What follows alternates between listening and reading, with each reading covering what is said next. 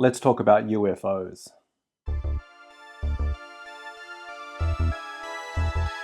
Hi there, I'm Tim Malloy, and welcome back to another little chat while I get some drawing done. Today I wanted to talk about UFOs, or UAP, as they are now more commonly referred to, at least in the media. I've been into UFOs since I was like 7. My mother told me about an experience that she had as a teenager. I don't know, it would have been 7 or 8. And yeah, she saw a cigar-shaped object with rings of light on either end and on the middle, green and red, acting impossibly on an isolated beach on the North Island of New Zealand. She was with a friend, and I've spoken to that friend as an adult, and yeah, she's told the same strange tale. My mum, yeah, she sent me on a bit of a path. At one point I got my hands on this book, the World of the Unknown UFOs. Amazing book that really got my imagination going, you know. And, you know, of course we had Communion on the bookshelf with that terrifying cover that has entranced so many.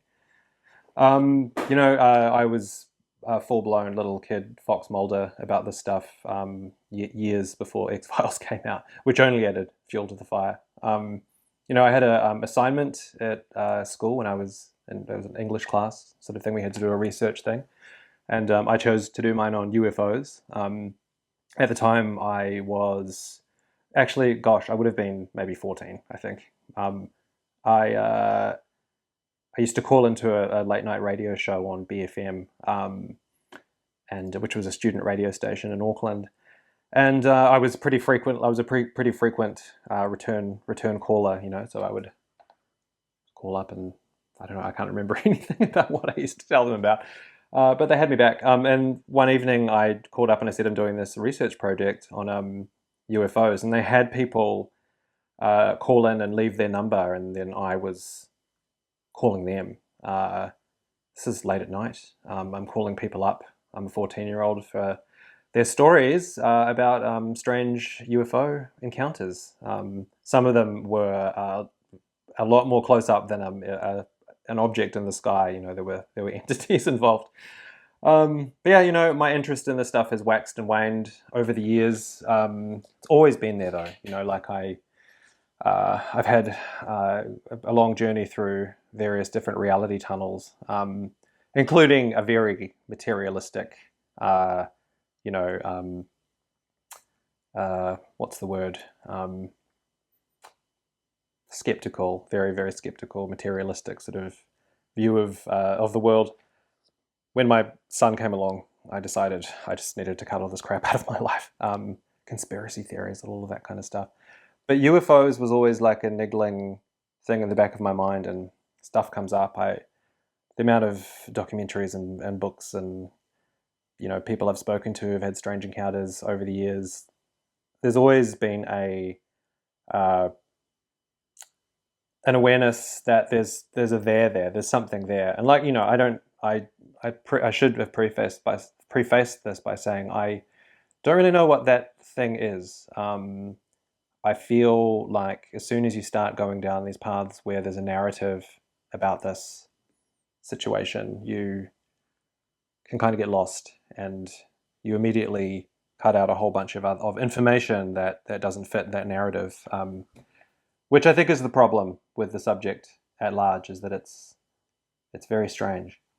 At times I've thought, yeah, it's nuts and bolts spacecraft with, you know, grey aliens coming from outer space. At other times I've considered maybe they are DMT entities that have learnt to come over to our side in magical ships.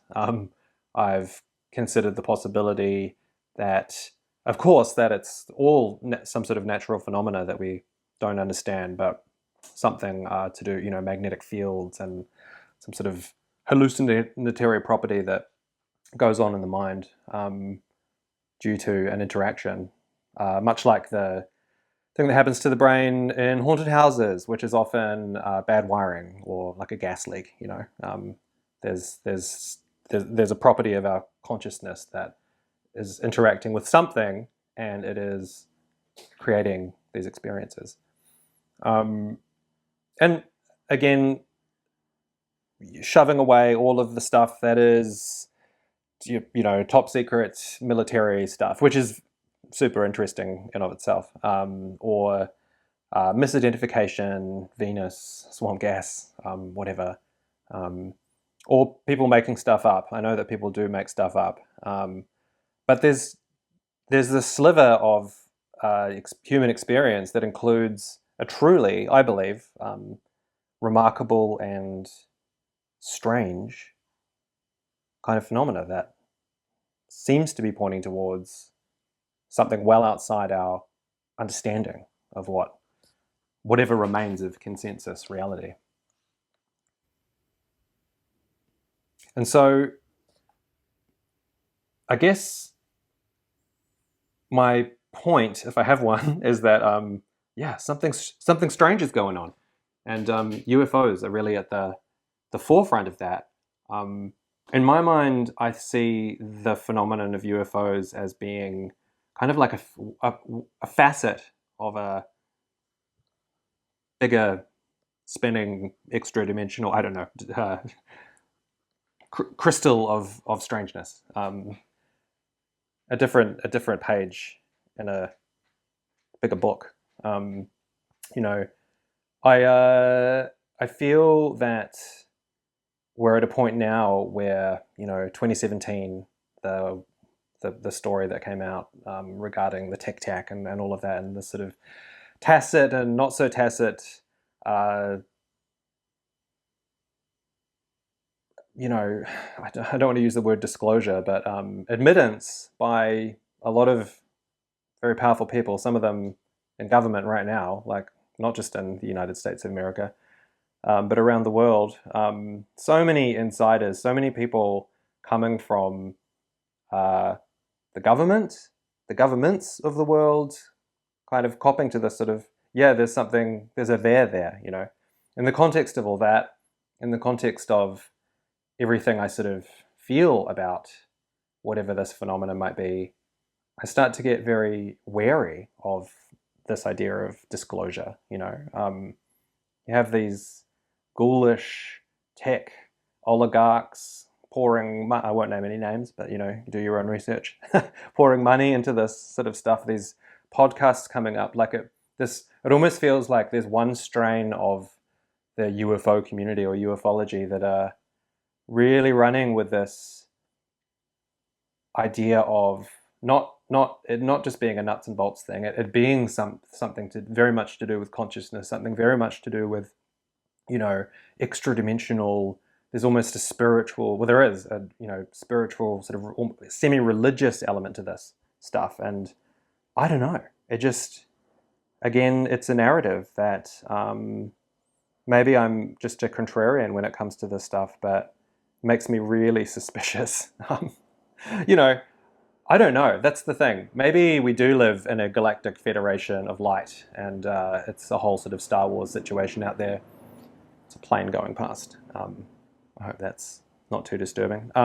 Maybe we do live in, you know, maybe Bigfoot and UFOs are separate things. You know, you just keep piling on this sort of these, you know, mysterious paranormal things on top of reality, and you go crazy. And I see why people don't want to touch any of this stuff with a 10-foot barge pole, because it really is a minefield for the mind, and I think drives a lot of people crazy. It's driven me crazy in the past.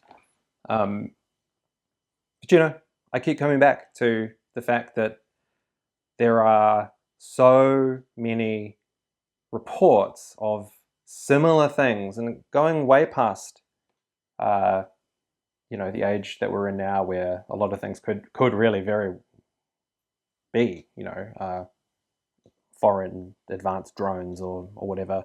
I think that's part of why there is this push for disclosure. It seems, you know, there's legislation being drafted by Chuck Schumer. This is the heights of of the most powerful government in the world, and they're talking about this stuff. Like, to what end, though?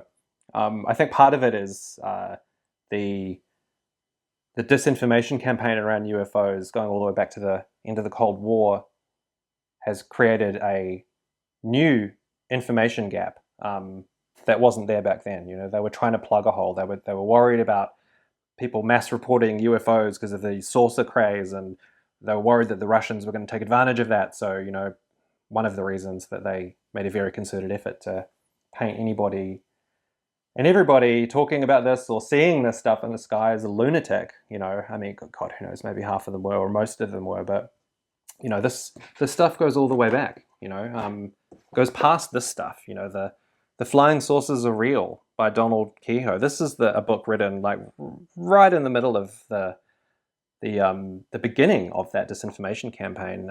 Heartily recommend this for some you know, background information for that period. And it goes back further than that, though. It goes back into, you know, if you want to listen to people like Jacques Vallée or John Keel, like this high strangeness element, this thing that's similar to other things that people are reporting. It goes all the way back. You know, you read these reports of people seeing like what seem to be like flying saucer type objects, or tic tacs going all the way back to the 1800s, 1700s. Something is occurring, and yeah, these narratives arrive though, and they I think they get in the way of, paradoxically get in the way of any kind of true understanding, which, I mean, Vallée would say is not the point. Like, we're being, what did Terence McKenna say?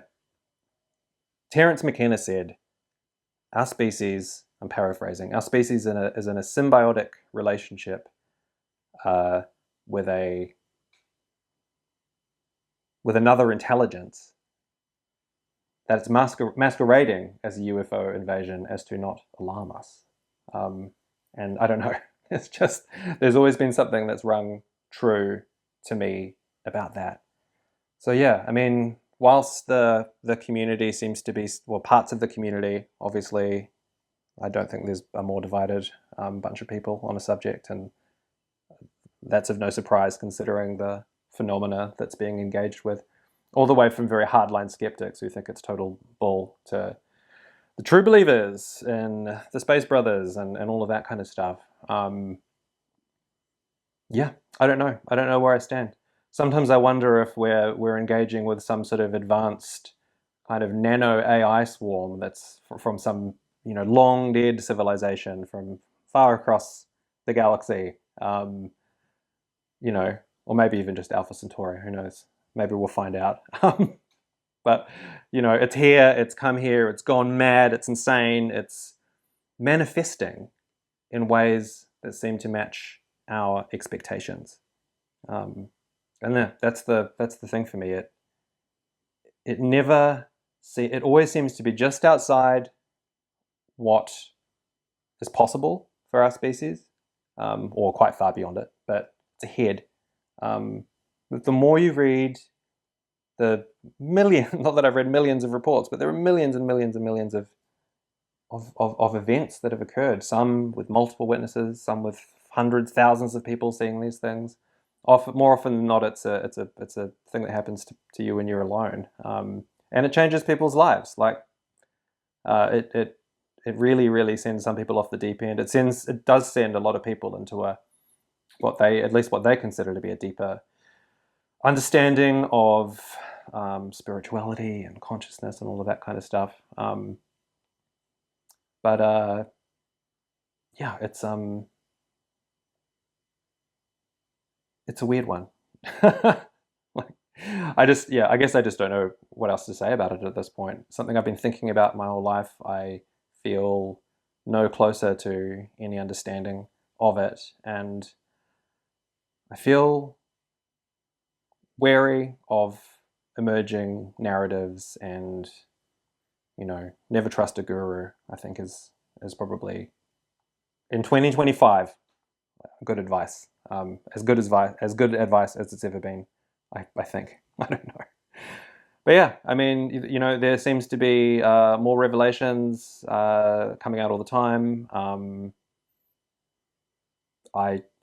at a point now where I don't feel a lot of trust anywhere.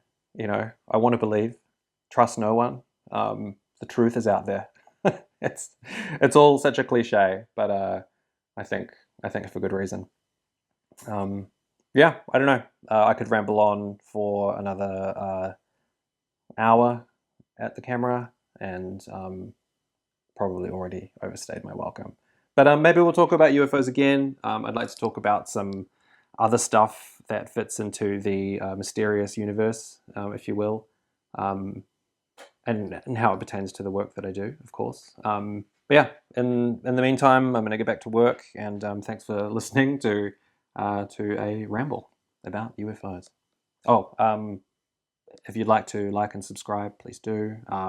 And my links to things like Patreon and my Instagram and website will be down below. Have a good one.